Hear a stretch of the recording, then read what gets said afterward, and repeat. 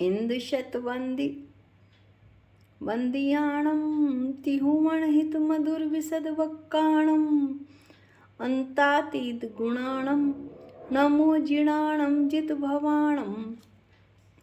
हम सभी पंच अस्तिकाय संग्रह का अध्ययन कर रहे हैं और इसमें हम जीव अस्तिकाय का वर्णन कर रहे थे।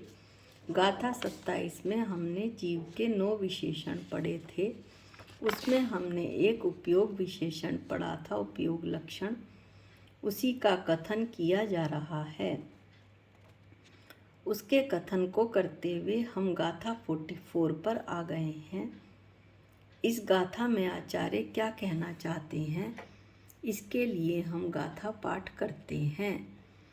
जदि हवदि दव मण्णम गुण दो या गुणों या दव दो अन्य दव्वा णन्तिये मध्वा दव्वा भावम पकुवंती।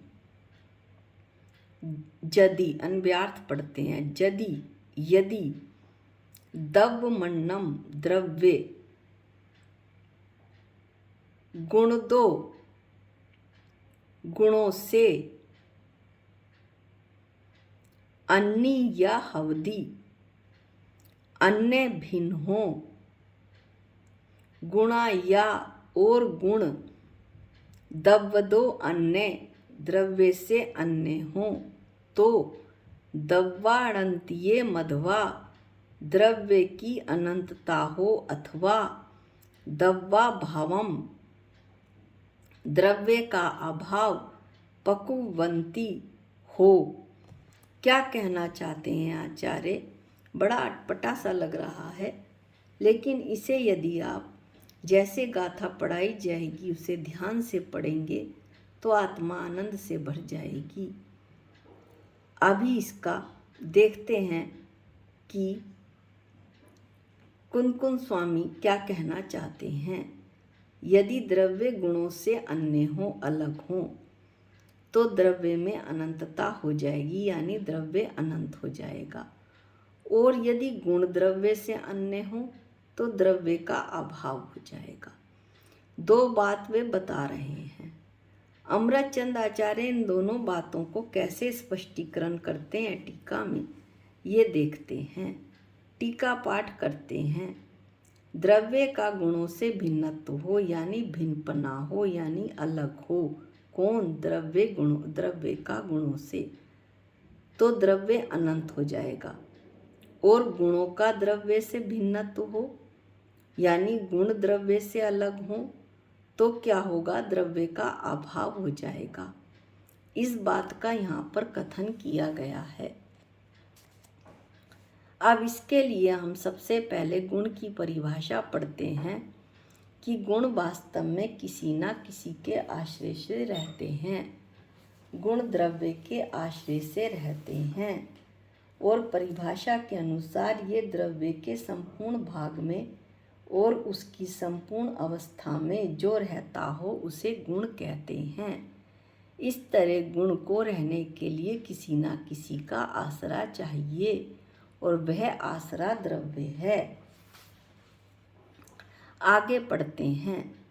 वे जिसके आश्रित हों वह द्रव्य होता है। वे यानी गुण। वह द्रव्य यदि गुणों से अन्य हो तो फिर भी गुण किसी के आश्रित होंगे। और वे यानी गुण जिसके आश्रित हों वह द्रव्य होता है।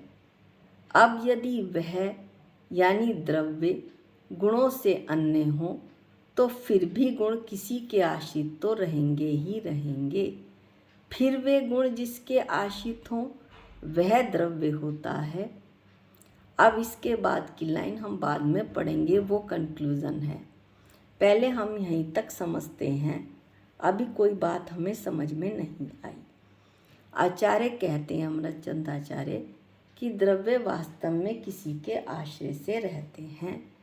जैसे हमें वर्ण चाहिए, यानी कि वर्ण नाम का गुण चाहिए, लाल रंग चाहिए दृष्टांत के तौर पर, ये कहाँ मिलेगा, किसके आश्रय से मिलेगा, इसका आधार क्या है? पुद्गल नहीं। पुद्गल में तो स्पर्श रस गंध वर्ण सब हैं। हमें तो सिर्फ वर्ण चाहिए, वो भी लाल रंग का। हमें तो केवल लाल रंग चाहिए।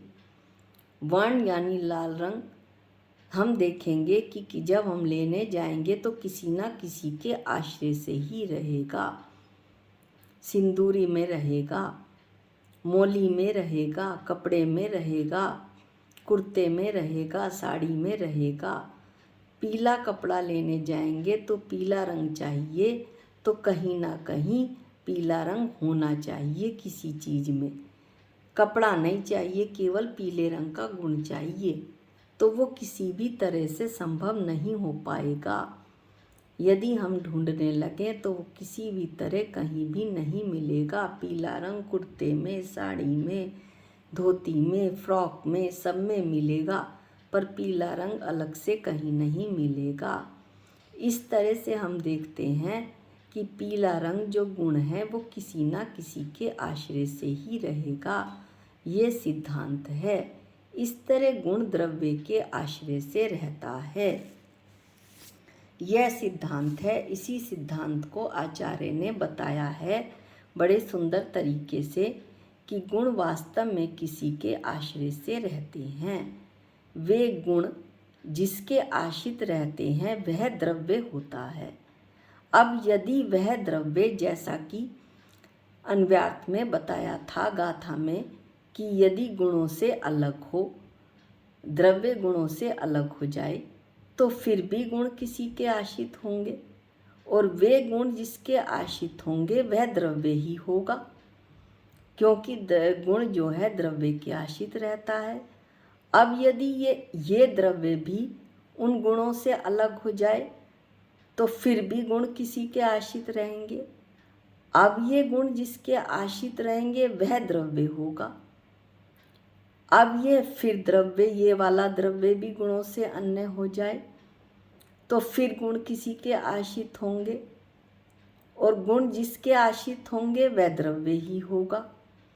इस तरह करते करते गुण अनंत तक द्रव्य अनंत तक पहुंच जाएंगे। यानी गुण किसी ना किसी के, एक द्रव्य के नहीं तो दूसरे के, दूसरे के नहीं तो तीसरे के, तीसरे के नहीं तो चौथे के, किसी ना किसी के आश्रय से तो रहेगा ही। इस तरह से द्रव्य जो है अनंत हो जाएगा। जैसे मिठास है, चीनी के आश्रित रहेगा, खांड चीनी के आश्रित नहीं तो खांड के आश्रित रहेगा, खांड के आश्रित नहीं तो बूरे के आश्रित रहेगा, बूरे के आश्रित नहीं तो गन्ने के रस के आश्रित रहेगा, गन्ने के रस के आश्रित नहीं तो खीर के आश्रित रहेगा, खीर के आश्रित नहीं रहेगा तो फिर गन्ने में ही रहेगा। इस तरह से मिठास जो है वो मिठास गुण किसी ना किसी के आश्रय से रहेगा ही रहेगा। इस तरह गुण बिना द्रव्य के आश्रय से नहीं रह सकता। उसे किसी ना किसी का आश्रय यानी द्रव्य का आश्रय चाहिए। इसलिए इन 4-5 लाइनों में आचार्य ने यह सिद्ध कर दिया कि इस तरह करने से द्रव्य अनंत हो जाएगा। द्रव्य को गुणों से भिन्न माने तो द्रव्य अनंत होता चला जाएगा, द्रव्य अनंत हो जाएगा। एक बात सिद्ध हुई।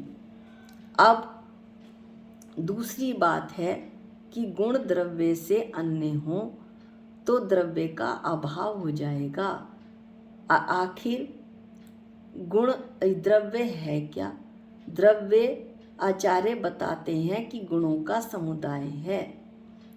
अब यदि गुण ही समुदाय में ना हो, गुण यदि समुदाय से अलग हो जाएं, तो समुदाय यानी समूह कैसा, और गुणों को समुदाय से भिन्न माना जाए तो समुदाय कहाँ से घटित होगा?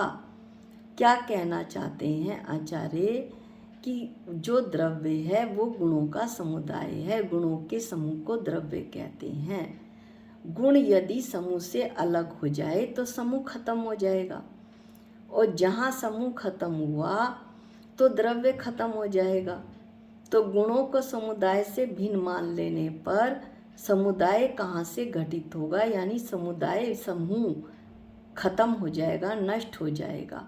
और जब समूह नष्ट हो जाएगा तो द्रव्य ही कहाँ से घटित होगा, यानी द्रव्य ही नष्ट हो जाएगा। इस प्रकार यदि गुणों का द्रव्य से अलगपना माना जाए, भिन्नपना माना जाए, तो द्रव्य का अभाव हो जाएगा। एक बहुत सुंदर उदाहरण है कि भीड़ है। भीड़ किसे कहते हैं? मनुष्य के समूह को भीड़ कहते हैं। अब ये मनुष्य इधर उधर तितर बितर हो जाएं तो फिर समूह कहाँ रहा?